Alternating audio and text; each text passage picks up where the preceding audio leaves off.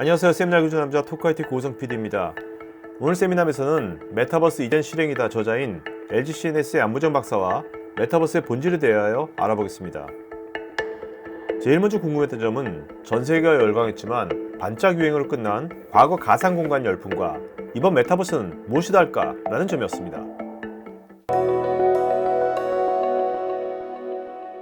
메타버스가 네. 실제로 박사님께서는 이제 기업에서 네네. 이것이 단순하게 이제 마케팅 버블이 아니라 네. 실제로 기업에 이제 이것이 업무에 네. 실제로 적용이 네. 앞으로 확실히 되리라고 생각하십니까? 또 어떻게 생각하세요? 저는 뭐 100% 확신하고요. 100%? 네. 네. 여기 이제 이게 2008년도의 논문인데 여기 내용이 지금의 메타버스의 현황과 뭐 어떤 산업 동향 앞으로 해야 될 거 뭐 그게 다 망라돼 있어요. 너무 똑같습니다. 근데 여기 한 가지가 없더라고요. 예, 코비드가 없습니다. 코로나가 없습니다. 네, 코로나. 네, 네. 그러니까 타이밍이 참 중요해요. 타이밍이. 네. 그래서 이게 사실은 광운대에 이제 그 지금도 현직에 계신데 거기 건축가 교수님이 이제 요 다다월즈라는 걸 만들었는데 지금의 그 제페토나 뭐 이런 거와 동일합니다. 물론 이제 그래픽적인 요소나 이런 기술의 한계가 있긴 하지만 근데 여기서 중요한 건 이제 가상세계에 대해서 가서 내가 뭔가 한다는 자체에 대한 필요성이 가장 굳이 처음에는 이제 좀 약간은 신기하니까 갔는데 지속적이지 않다라는 거죠. 여기 뭐 영품문고나 신한은행 이런 쪽도 입점해가지고 했는데 여기 뭐 이런 게 있었지만 그렇죠. 이게 그게 이제 지속적으로 어떤 기술이 막 이렇게 메인스트림으로 가는 문화가 없었죠. 문화가 없었습니다. 근데 이제 그게 문화를 만든 게 이제 어쨌든 코로나였고 그 다음에 이게 언택트를 이제 이끈 거죠. 이거 지금은 제가 봤을 때 저희가 비대면 문화를 만들 수 있던 거는 이 코로나가 결정적인 역할을 했다고. 그렇죠. 네. 문화를 만들었다라는 게 큰 거고. 저도 사실 이 웨비나 이게 생방송 이거 제가 2006년부터 했는데 코로나가 있으면 사실 이런 웨비나 뭐 이런 것들이 이제는 뭔가 알려지기 시작한 거죠. 어떻게 보면. 그렇죠. 네. 그래서 이게 이제 메타버스가 이게 이제 잔잔한 파도로 끝나는 게 아니라 하나의 문화로 정착되고 기업에서 그걸 활용하는 그런 형태의 모습으로 갈 수밖에 없다라는 부분이고 그다음에 메타버스 플랫폼이 제가 조사한 거는 한 160개 이상 한 180개 될 겁니다. 글로벌리 뭐 노블룩스 뭐 예를 들면 뭐 제페토 뭐 게더타운 그러니까 저런 것들이 새로 나온 것도 있지만 기존에 있는 그냥 기존의 UX가 메타버스 UX로 바뀐 것도 많겠네요. 그렇죠. 그래서 이런 부분인데 이게 어쨌든 이거를 지금 기업 입장에서 봤을 때는 이게 일회성이냐 지속성이냐 특히 이런 재택근무 이런 영역에 플렉시블하게 그 실제 화상에서 해결해 줄 수 없는 어떤 소속감 이런 것들을 그 만들어주는 영역에서 지속적으로 쓸 것이냐가 이제 아까 말씀 그 메타버스 관련돼 가지고 지속적인 영역이 그런 스마트 오피스 원격 오피스에 관련된 부분이고 그 다음에 지속성은 이제 그 버추얼 팩토리 디지털 트윈 영역으로 이제 보실 수가 있습니다. 그러니까 뭔가 이게 화상 회의를 하는 게 중요한 것이 아니라 뭔가 어떤 가상의 공간이 네. 공간을 뭔가 내가 인지하고 그거를 되게 컴포터블 여기는 네네. 그런 것이 되게 중요하겠네요. 그렇죠. 메타버스의 타깃은 어떤 세대일까요? 안무정 박사는 스마트폰이 대중화된 2010년 이후 출생한 알파 세대를 주목하였습니다. 저는 핵심은 뭐냐면 알파 세대.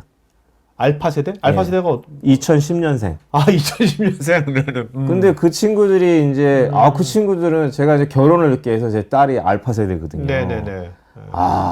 너무 사벽이에요. 완전히 IT 디바이스를 핸들링하는 자체는 차원이 달라요. 그리고 이 친구들은 그 온라인이나 오프라인에 대한 부분에 대한 특히 그러니까 온라인에 대한 걸 되게 선호해요. 네. 그러니까 예를 들면 게임이나 그 마인크래프트나 노블릭스 게임 보면서 너무 즐거워하고 또 서로 모여가지고 게임도 하고 그네도 타고 가상 공간에서. 그러니까는 운동장이 그 친구들한테는 알파 세대들한테는 그 공간이 자연이네요. 자연스러운 그렇죠. 거네요. 그래서 그래서 기업은 어. 알파 세대를 얼만큼 잘 포용할 수 있는 환경을 만드느냐 이게 중요한 거고 메타버스에 그나마 관심을 갖고 편안해하는 Z 세대를 기반으로 해서 알파 세대를 마련해야 되는 거예요. 근데 그게 앞으로 뭐 이게 잘 되면 앞으로 뭐 오는 대로 하지 이거 안.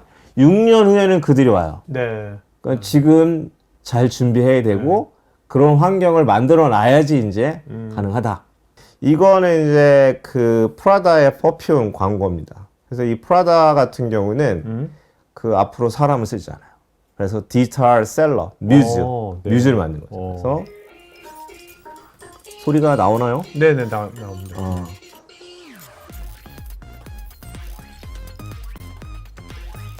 이게 가상 인플루언서. 네네네. 그래서 사실 저희가 그 셀럽이랑 계약하고 뭐 하는 자체도 의미가 있지만 MZ 세대들이 좋아하는 그런 이미지를 네. 그 회사의 브랜드에 맞게끔 만들어서 지속적으로 소통하는 게 저는 가장 현실적이지 않을까라는 생각이 듭니다. 앞으로 세대들은 그런 이제 가상 인플루언서 같은 진짜 같은 가짜를 네. 진짜보다 더 좋아하게 될까요? 가능하죠. 그 캔디처럼 뭐 서로 대화도 하고 네. 뭐 이런 부분들이 사실 예, 충분히 네. 가능하다. 알겠습니다. 네. 이건 이제 저 개인적인 생각이긴 한데 네네. IT 회사보다 더 선도적인 게 금융회사가 아닐까라는 생각입니다. 금융그룹에 보면 발표하는 거 보면 얼마 전에도 봤는데 거기서도 알파 세대를 얘기하더라고요.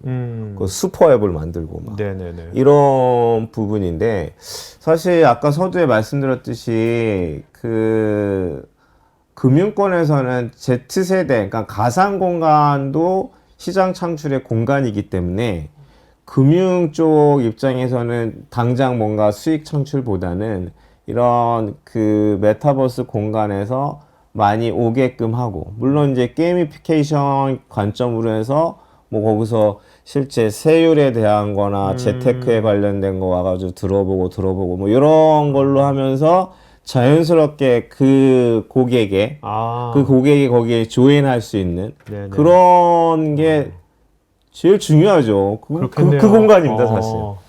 네. 그게 나중에 정말 하나의 포털 플랫폼이 될 수 있겠네요. 그렇죠. 알파 세대와 콜라보를 잘하려면 어떻게 해야 될까요? 기존 일단은 세대가.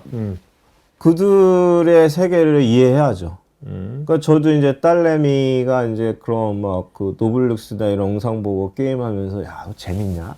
재밌대. 그러면 이해해줘야죠. 네. 야, 뭐 그런 걸 보냐? 뭐 남의 그거 게임하는 걸 뭐하러 봐? 근데 너무 좋아요. 네. 그래서 왜 좋아하니까 가상 체험을 할 수 있으니까.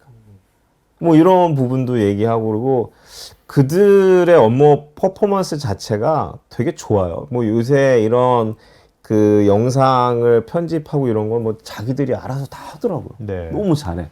그러면은 협업하려면 그들의 세계를 만들어줘야 돼요. 가상 공간에. 야, 너 출근 안 해도 돼. 너 집에서 해도 되고. 네. 너 해외 가서 일해도. 해외 뭐 어디서든 와서 할 수 있어. 이런 개방지향적인 그런 공간이 메타버스다. 네. 라는 부분이고, 저는 이제 그 회사에서 이 세계를 만들지 않으면 DX에서 필패다. 지금 말씀 들어보니까 이제 뭔가 뭐 우리라고 표현해야 되나? 30대 이상은 이제 워크잖아, 워크. 그러니까 모든 것을 워크 관점에서 본다면 20대 알파 세대하고 콜라보할 때 이 친구들한테는 뭔가 플레이그라운드, 워크플레이스가 아니라 플레이그라운드를 제공해줘야 되겠네. 정확하십니다. 플레이그라운드 만들어줘야 됩니다. 그게 가장, 그러니까 그들이 어쨌든 앞으로, 그 실제 모든 걸 주도하는 세대이기 때문에 네. 그들의 세계를 인정해줘야죠. 기업에서 메타버스 개념을 바로 적용할 수 있는 분야는 디지털 트윈 기반 시뮬레이션일 것입니다. 왜냐하면 바로 원가 절감과 미래 예측에 활용할 수 있기 때문일 것입니다.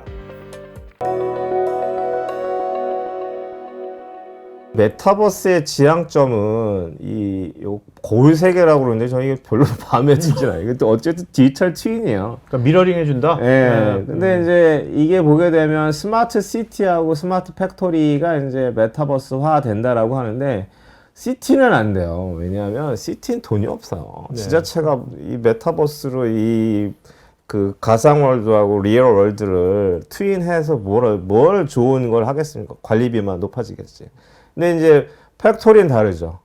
이거 같은 경우는 DX도 해야 되고 실제 여러 사람들이 협력 제작하기 위해서는 이런 가상의 공간이 필요한 거고 그 다음에 물리적 공간의 그런 그 센싱을 통해서 그게 이제 실제 가상 공간에 영향을 주고 이런 것들의 클로닝이 되게 되면 그게 진정한 그 DX의 시작이죠. 그것이 실제로 이제 원가 절감시킬 수 있고, 그죠? 대단히 그렇습니다. 대단히 그렇습니다. 그러니까 기업에서는 저게 말이 되는 거죠. 그렇죠. 네. 그러니까는 뭔가 그런 어떤 모크업을 리뷰할 때도 이게 뭐 지역과 관계없이 뭐 예를 들면 미국이나 프랑스나 뭐 이탈리아에서 들어와서 협업할 수 있는 거죠. 이게 이제 가장 큰 거고 기업은 그것 때문에 이제 돈을 쓸 수밖에 없는 거예요. 그건 생존이기 때문에. 어떻습니까? 지금 디지털 트윈 말씀하셨잖아요. 네네. 국내에서 그러면 실제 이제 저 제조업에서 많이 쓰일 것 같은데, 그렇죠. 물류회사라든지 네네네. 물류 쪽이라든지 이런 네네. 쪽에서 실제로 이것이 뭐 어떤 동향이 어때요? 국내 동향이 지금. 저거는 저희 회사에 그 실제 그 스튜디오가 있거든요. 네. 근데 그 스튜디오 같은 경우는 그 고객분들이 이제 그 회사에서 우리가 예를 들면 이런 메타버스 환경으로 해서 공장 자동화를 하려고 하는데 이거 어떻게 했으면 좋겠냐라고 하게 되면 저희가 이제 디자인 싱킹을 통해서 고객의 가장 그 시급히 해결해야 될 페인 포인트를 몇 가지를 리스트업 한 다음에 그걸 프로타입 한 이후에 그 중에 가장 효과가 좋은 거 잡아가지고 실제 이제 그 로드맵에 따라서 그 실제 시도하는 그러니까 시뮬레이션 해보는 거네요. 그렇죠. 메타버스라는 가상 공간이 확산될수록 가상 공간에 대하여 익숙한 사람일수록 유리해질 것 같습니다. 어찌 보면 아이들이 가상 공간의 게임에 열중하는 것이 표면상의 재미뿐만 아니라 미래, 생존 스킬을 준비하는 건 아닐까요? 제조 입장에서는 이 스마트 팩토리의 그 넥스트 버추얼 팩토리 쪽으로 그 굉장히 집중을 많이 하는데 근데 그걸 하기 위해서는 다양한 기술들이 들어가야 되거든요. 어쨌든 기본적으로 센싱도 들어가야 되고 그 다음에 동일한 구조를 가지고 뭐 BIM이나 이런 걸 통해서 실제 가상 공간에 그걸 또 만들려면 뭐 유니티나 언리얼 같은 게임 엔진이 들어가야 돼요. 근데 이 게임 엔진이 문제예요.